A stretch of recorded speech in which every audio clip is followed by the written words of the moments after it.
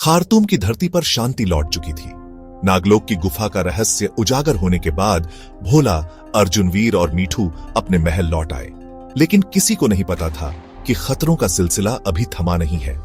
एक रात खार्तूम के आसमान में काले बादलों का एक तूफान उठा। बिजली चमकी और जंगल के बीचों बीच जमीन फटने लगी। धरती की गहराई से एक पुराना और शापित दिव्य खंजर बाहर आया। उसकी चमक इतनी तीव्र थी कि पूरी खार्तूम नगरी थर्रा उठी। अगली सुबह हौकास ने दरबार में सबको बुलाया। यह कोई सामान्य तूफान नहीं था। हजारों साल पहले अंधकार का देव कालाग्नि इसी खंजर को पाने के लिए खार्तूम पर हमला करने वाला था, लेकिन हमारे पूर्वजों ने उस खंजर को धरती में समेट दिया। अब वह फिर बाहर आ चुका है। तो इसका मतलब अब खतरनाक युग फिर लौटेगा? हौकास ने सिर हिलाया। और सबसे बड़ा डर यही है बेटा, अगर कालाग्नि ने उस खंजर को पा लिया तो पूरा संसार तबाह हो जाएगा।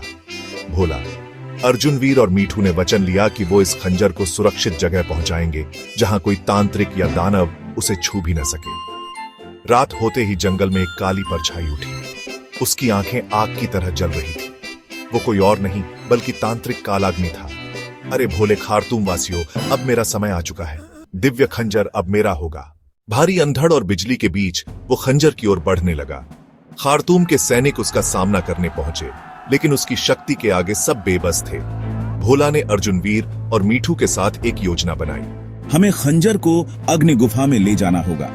वही एकमात्र जगह है जहां कालाग्नि प्रवेश नहीं कर सकता। पर भाई, अग्नि गुफा तक रास्ता बेहद खतरनाक है। डर किस बात का है जा खार्तूम? तीनों खंजर को लेकर गहरे जंगलों से होते हुए चल पड़े। रास्ते में भयानक जादुई जीव, घूमती चट्टानें और अंधेरे के साए उनका रास्ता रोकते रहे।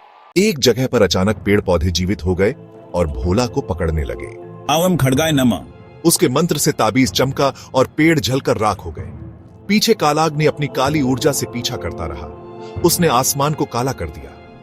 अर्जुनवीर ने अपने धनुष से अग्निबाण चलाया, लेकिन कालाग्नि की शक्ति से वो पिघल गया। तू अकेला नहीं, तेरे सामने है खार्तूम का बच्चा बच्चा। अंततः वो लोग अग्नि गुफा के द्वार तक पहुंच गए, लेकिन तभी कालाग्नि भी वहां पहुंच गया। उसने जमीन पर कालचक्र बनाकर सारा जंगल जलाना शुरू कर दिया। मुझे मेरा खंजर दे दो, वरना पूरी खार्तूम नगरी राख हो जाएगी। भोला ने हिम्मत दिखाई और खंजर को हवा में उछालते हुए कहा, ये दिव्य खंजर सिर्फ सच्चे योद्धा का हकदार है, तो जैसे दानव का नहीं। कालाग्नि ने बिजली छोड़कर खंजर पकड़ने की कोशिश की, लेकिन खंजर ने खुद उसे जला डाला। वो चीखते हुए राख बन गया।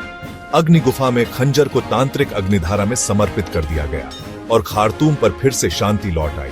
भोला, अर्जुनवीर और मीठू, आज तुमने इतिहास रच दिया। खार्तूम तुम पर गर्व करता है। अभी तो बहुत कहानी बाकी है ना भोला भाई? भोला मुस्कुराया और आसमान की ओर देखा। हाँ, खार्तूम का योद्धा हमेशा तैयार है। जय खार्तूम।